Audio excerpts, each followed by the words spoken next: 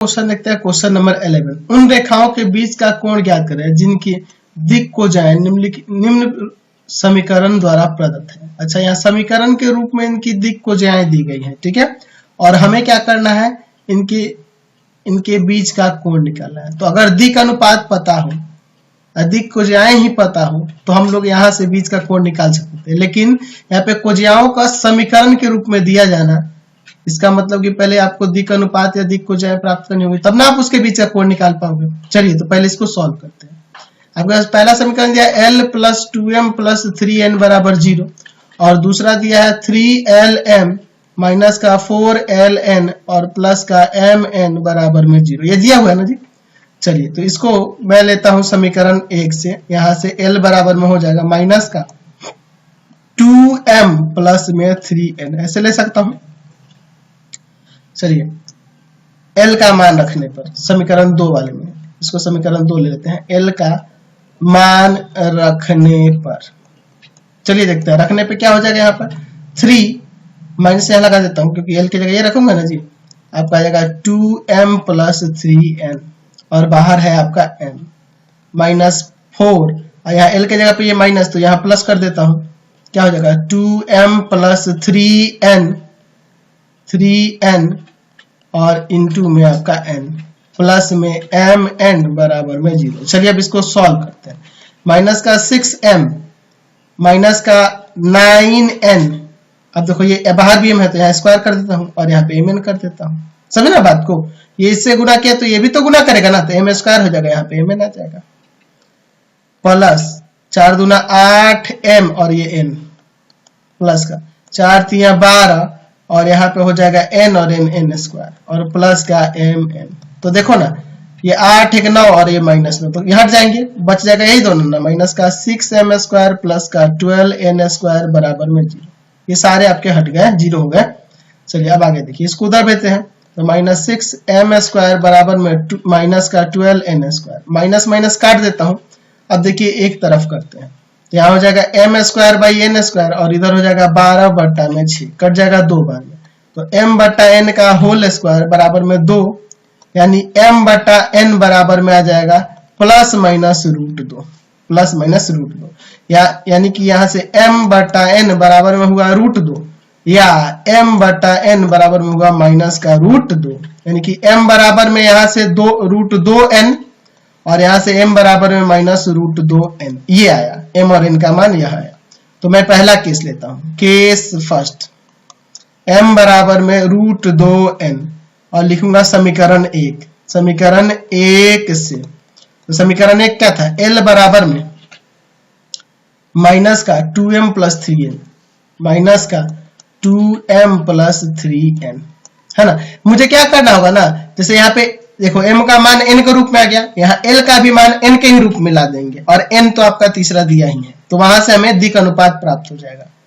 तो माइनस का 2 और यहाँ पे m की जगह क्या रख दूंगा, रूट 2n और प्लस में 3, यानी कि यहाँ से मैं n कॉमन कर सकता हूँ, तो यहाँ से L का मान क्या हो जाएगा, माइनस का 2 रूट 2 प्लस 3n, ठीक है।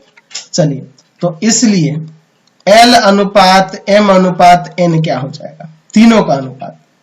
तो देखो L का मान n के रूप में है, m का भी मान n के रूप में, और ये n ही रहेगा, तो सब में से n हटा देंगे तो ये माइनस का 2 रूट 2 प्लस 3 अनुपात यहां पर आपका क्या आ जाएगा, रूट 2 और अनुपात 1, समझ गए। तो यहां से ये जो निकलेगा ना आपका दिक अनुपात प्राप्त होगा। तो यहां से पहला दिक अनुपात क्या हो जाएगा, पहले रेखा का दिक अनुपात, एक दिक अनुपात हो जाएगा आपका, उसे a1 b1 c1 ले सकते हैं, वह हो जाएगा माइनस का 2 रूट 2 प्लस 3 रूट 2 और 1 अनुपात के रूप में, तो इसे हम लोग दिक अनुपात लेंगे। केस दूसरा लेते हैं, m बराबर में माइनस का रूट 2n भी आया है, तो समीकरण 1 से, जो कि L बराबर में क्या था, माइनस का 2m प्लस में 3n, यहां रख देंगे, माइनस का 2m के जगह क्या आ जाएगा, माइनस का आपका आ जाएगा √2n और प्लस में 3n। चलिए तो यहाँ माइनस हो जाएगा, समझ गए ना बात को। तो वो माइनस रहने देते हैं, माइनस बाहर रहने देते हैं, अंदर भी रहने देते हैं। -2 प्लस 3 और बाहर n, ठीक है। तो इसलिए यहाँ पे अनुपात अगर लिया जाएगा तीनों का तो यह आएगा माइनस का -2 प्लस 3 अनुपात माइनस का √2 और अनुपात 1।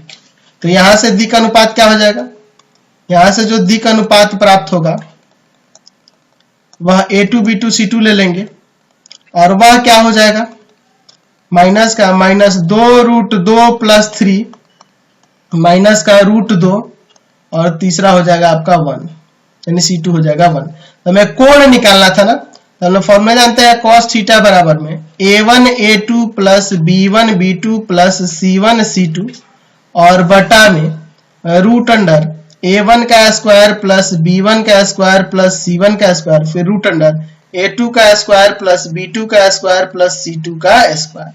चलिए अब यहाँ रख के सॉल्व करते हैं। तो ऊपर जो है A1 का मान देखो, तो A1 का मान ऊपर हम लोग निकाले थे।